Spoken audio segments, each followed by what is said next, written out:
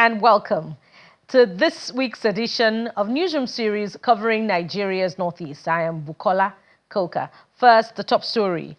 In a bid to bolster the fight against violent crimes across the country and boost the intelligence gathering prowess of the force, the Inspector General of Police, Mr. Olukayode Egbetokun, has acquired state-of-the-art technological devices and applications for the Technical Intelligence Unit to aid them in crime detection, prevention, and swift arrest of criminals. And similarly, the IGP has also directed the commencement of comprehensive training for personnel of the Force's Technical Intelligence Unit in line with global intelligence standards. These rigorous training programs are designed to equip them with the prerequisite knowledge to operate the newly deployed technologies, ensuring the force remains adaptable and capable in the face of evolving criminal trends and practices.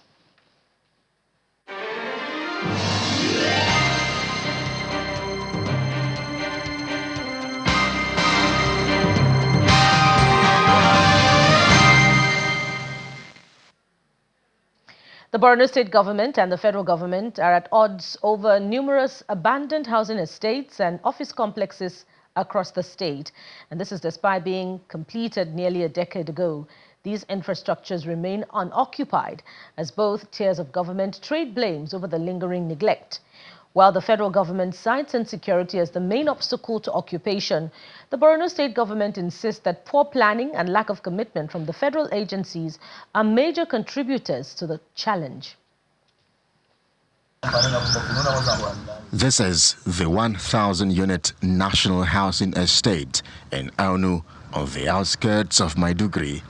The project was part of a 2016 National Housing Program launched under the Muhammadu Buhari administration to address Nigeria's housing deficit. Yet, nearly 9 years after completion, the estate, alongside another housing project along Biu Road and several office complexes, including the Customs House along Maiduguri-Mafa Road, remains unoccupied and deteriorating. The Federal Ministry of Housing attributes the abandonments to insecurity, claiming that locating housing projects on the outskirts of the capital city has hampered their accessibility and safety. We are having renewed hope that will flag off any moment. We need the state government to assist us anytime we are in need of land. Let them give us viable land. They should stop taking us outside the state. Likewise, as you are saying, if to say those houses were built inside Maiduguri metropolis, we could have not been talking of this issue anymore. And some of the houses that you saw were blown off due to the windstorm and due to the insecurity. Sometimes the Boko Haram, like 2 or 3 months, the Boko Haram have visited the houses. They have vandalized some property there, but we have informed the headquarters. However, the Borno State government holds a different view. Citing its long-term urban expansion plans, it maintains that developing outskirts communities is a strategic move to ease congestion and spur growth. When you design them, they are layouts of 1,000, at most 2,000 residential locations. 1,000, at most 2,000 residential locations. Now you take the common resource of over 6 million people to compensate holders of titles and allocate to just 1,000 or 2,000 people with a view for them to build residential houses. And for 10 years, for 15 years, they don't build it. Have you done justice to human resources? To public resources, to public funds? Have you done that? It's very important. The state government also faults the federal authorities for halting the National Housing Project prematurely. Of the proposed 1,000 units, only 112 houses have been constructed. Currently, Many of these abandoned properties have been taken over by internally displaced persons who use them for shelter, farming, and grazing, an unintended consequence of prolonged neglect and lack of coordinated action.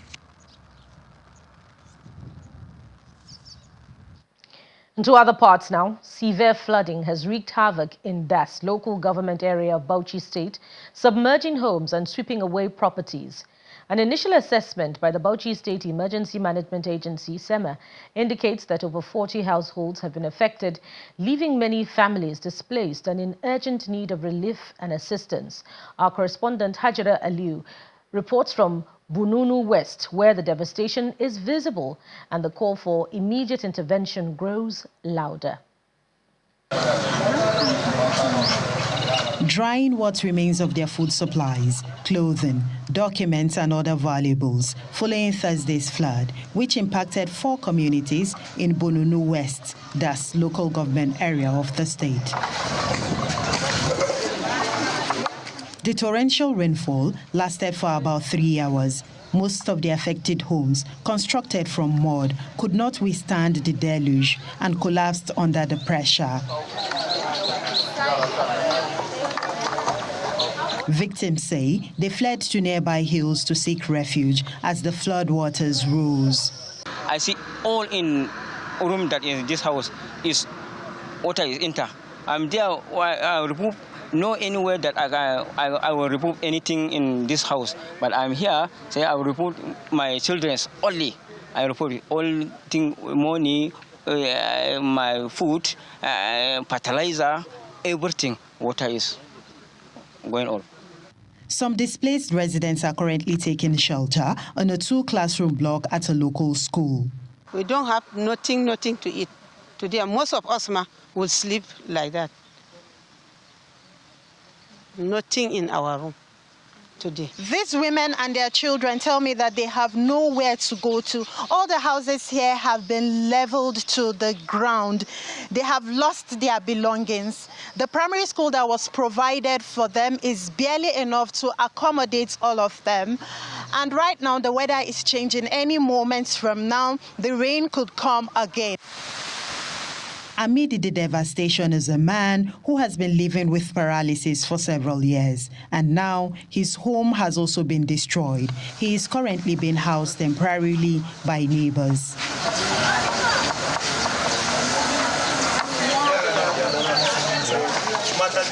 A team from the State Emergency Management Agency has visited the area to conduct an assessment.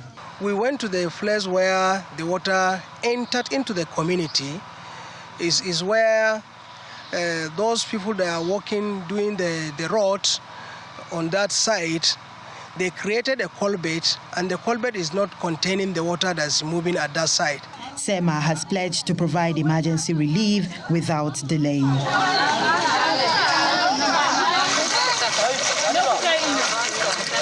Meanwhile, the National Flood Early Warning Center has issued a forecast predicting possible flooding in 5 locations across Bauchi State between July 31 and August 4.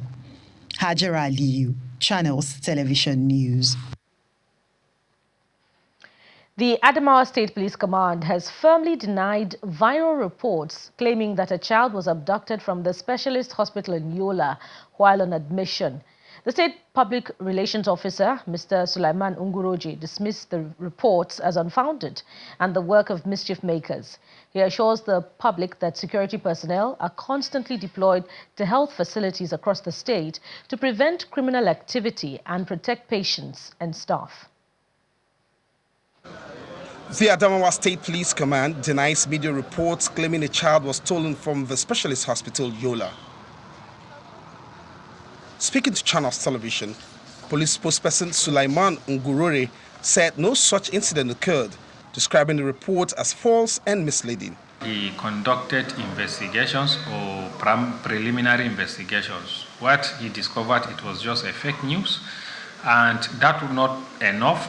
He advanced to reach out to the management of the hospital, where he intimated an investigation was carried out within the premises of the hospital as well, and the result was fake. The specialist hospital in Yola serves many residents, which sometimes makes it a target for criminal attempts. However, security measures in place have continued to prevent such incidents. Recent rumors of a child adoption caused panic, but the police dismissed it as fake news. I would like to advise members of the public to desist from spreading fake news. It is not only capable of causing maybe fears into the minds of people, but rather it misleads even the security agencies. The command has already adopted what we call community policing. Members of the public has now keyed into that initiatives. Virtually, police is very accessible. We have gone down to the ladder, making ourselves very accessible. So we succeeded again in drawing a ring, security ring across areas of such, especially hospitals, just to ensure that lives and properties are protected. The Chief Medical Director of the hospital, Dr. Wadinga Dauda, also assured patients and families that no child was stolen, calling the reports baseless and intended to tarnish the hospital's reputation. No child was stolen from Adamawa State Specialist Hospital, and I can assure you that such a news was so disrupting because it will make Adamawa State Specialist Hospital feeling unsafe, and we will have some distrust from our patients, which is not properly.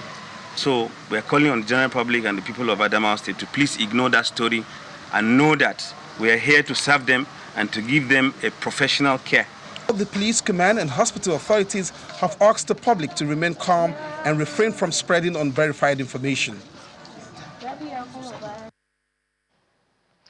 Communities in Yobe State are applauding Governor Mai Mala Buni for the construction of asphalt roads in their areas, bringing an end to decades of neglect. Residents of Ngojing, Daya and Ingelzarma say promises made for over a century have now been fulfilled. This development follows the State Executive Council's approval of over 11 billion naira for rural infrastructure projects.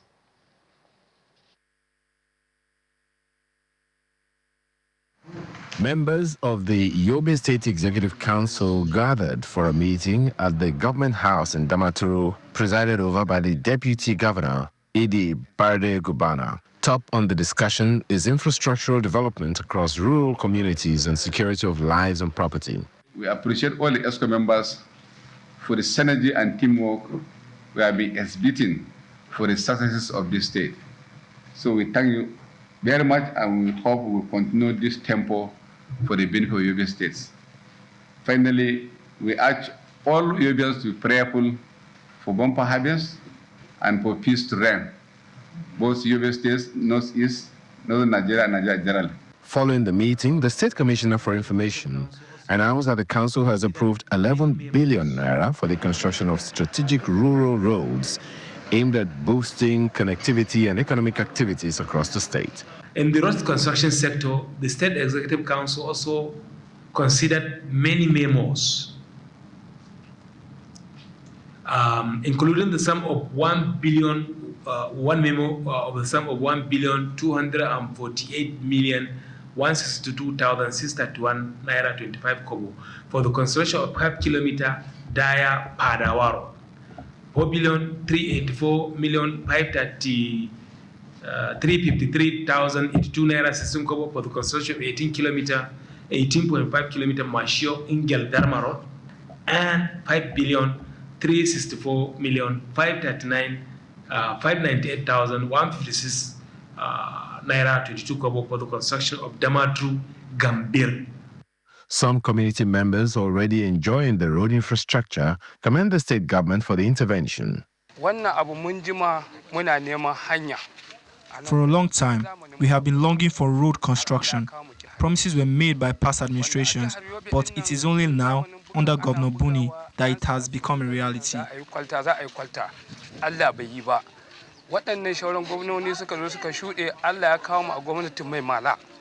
The Yobe state government believes that once these roads are completed, they will not only ease transportation challenges, but also enhance agricultural productivity by linking farming communities to markets and other economic hubs.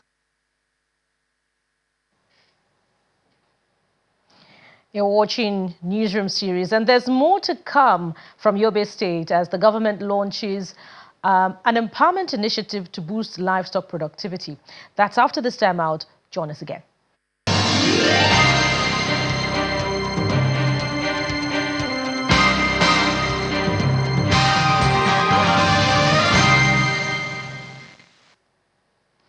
Welcome back. The Yobe State government has launched a major empowerment initiative to boost livestock productivity and support pastoralist communities. It has been unveiled in Yobe State under the World Bank-assisted Livestock Productivity and Resilience Support Project. During the flag-off program in Damaturu, Governor Mai Mala Buni reiterates his administration's commitments to enhancing food security and reducing conflicts between farmers and herders. It's a landmark moment in Yobe State as Governor Mai Mala Buni officially flags off the distribution of agricultural implements for the 2025 farming season. For the first time, pastoralists are not left out. Through the Livestock Productivity and Resilience Support Project, the state government is targeting support for over 700 pastoralist households. It is a project. Speaking at the event, the project coordinator, Adamawa Hussaini Madaki, announces that beneficiaries would receive essential tools, including fodder crushers, crop residue choppers, motorcycles, and tricycles for transporting fodder to grazing areas. It is with profound gratitude to Almighty Allah, who has given us yet another opportunity to launch the 2025 Agriculture Empowerment Program in our efforts to enhance agricultural production, increase food sufficiency, food security, and to improve the economy. It is a project that has the development objective of improving productivity, enhancing commercialization, and resilience support to the livestock farmers. Well, we have almost 700 fodder crusher and crop residue chopper. Across the 17 local government, we are going to distribute it.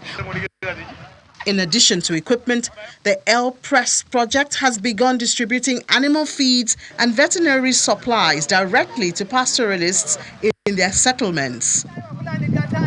To reduce the need for seasonal migration in search of water, the project has also provided solar-powered boreholes for both pastoralists and their livestock. This intervention represents a vital step in our continued effort to enhance livestock productivity, strengthen resilience, and support rural livelihood. Beneficiaries are kindly urged to utilize this distribution input responsibly and effectively to ensure the realization of project intended goals, namely improved production and sustainable development within the community. The village head of Milbiar, Abba Jawaru, expresses gratitude, highlighting the positive impact on their community. For a long time, we have been longing for road construction. Promises were made by past administrations, but it is only now, under Governor Buni, that it has become a reality. The Yobe State government says it is leaving no stone unturned in its drive to achieve food security while addressing the root causes of farmers-herders clashes across the state.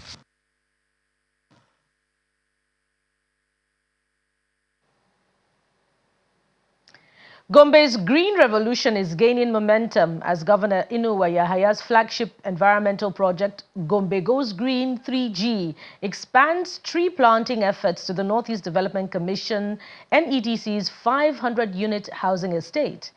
The 3G task force, led by first-class monarch, His Royal Highness Dr. Abubakar Atare Buba II, is targeting the planting of 3 million trees across the state by the end of 2025. As the global climate crisis continues to escalate, Gombe State is taking proactive steps to address its own environmental challenges. In the past 6 years, the state has embraced an aggressive tree planting campaign under the Gombe Goes Green initiative designed to combat desert encroachment, erosion, and deforestation.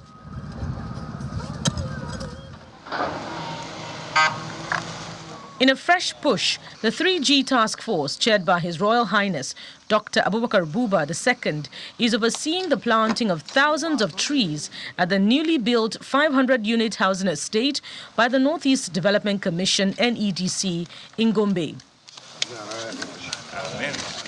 The task force chairman, along with senior government officials and community stakeholders, personally led the exercise, ensuring that the state's environment is nurtured before the first residents even move in. This year we are targeting between 2 to 3 million trees to be planted all through Gombe State, even though when we embarked on sensitization activities, some local governments we have visited have pledged, a local government has pledged to plant 3 million trees if they are given the seedlings. Another has pledged 5 million trees. So that alone is about 8 million trees just in 2 local governments. We have planted the trees. The 3G is going to continue monitoring the trees, and the little residents that we have met over here have already taken ownership of the trees. Representatives of the NEDC and Gombe State government emphasized the importance of sustainable urban planning that benefit both the people and nature. So, it makes the condition to be hard to have a very good weather condition, and still the trees are helping in the prevention of erosions.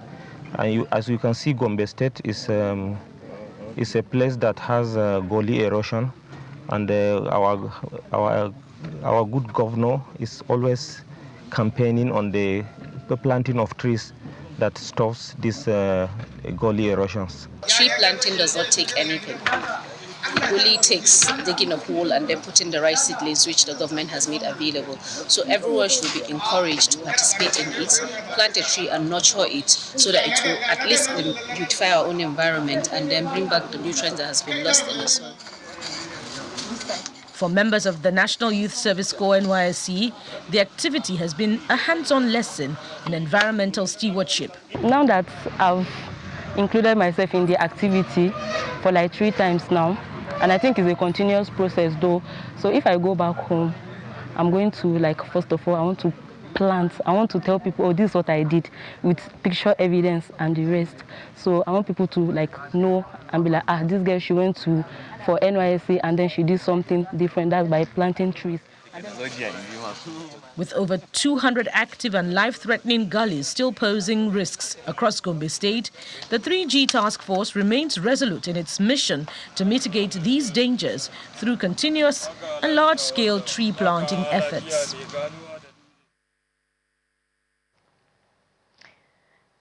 And to other aspects of development, the management of the Federal University Wukari in Taraba State is calling on the federal and state governments to revisit the role of mathematics in national development.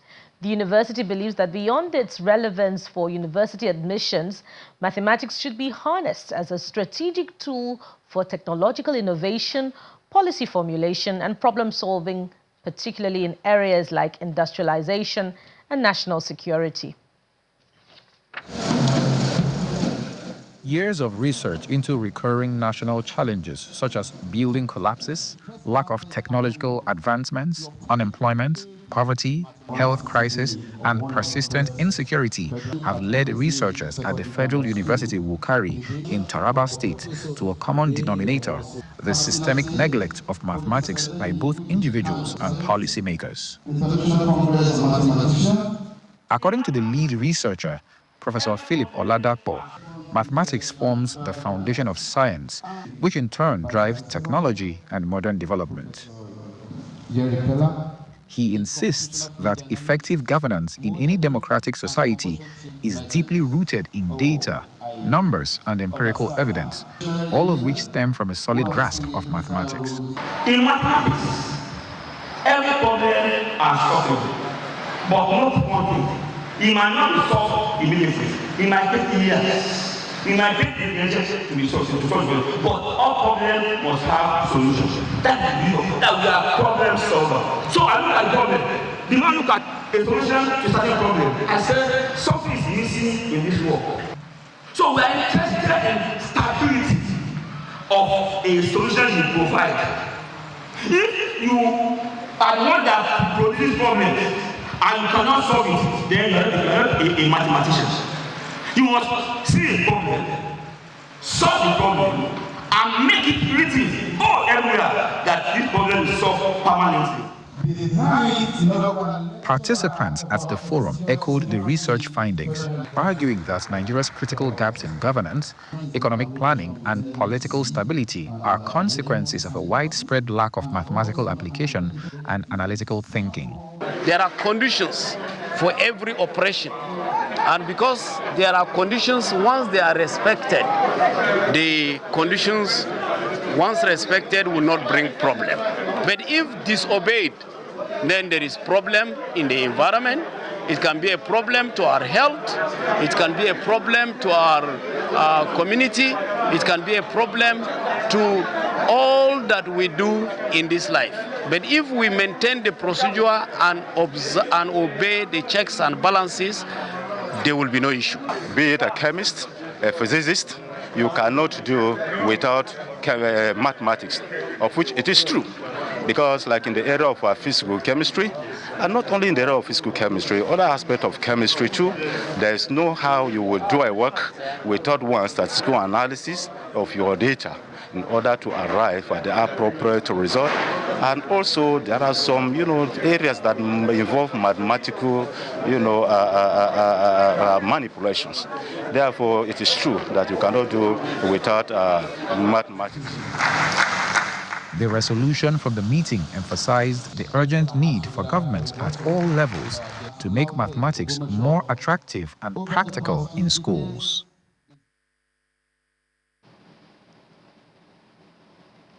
And that's it on the program, and indeed this edition for today, and indeed the entire week.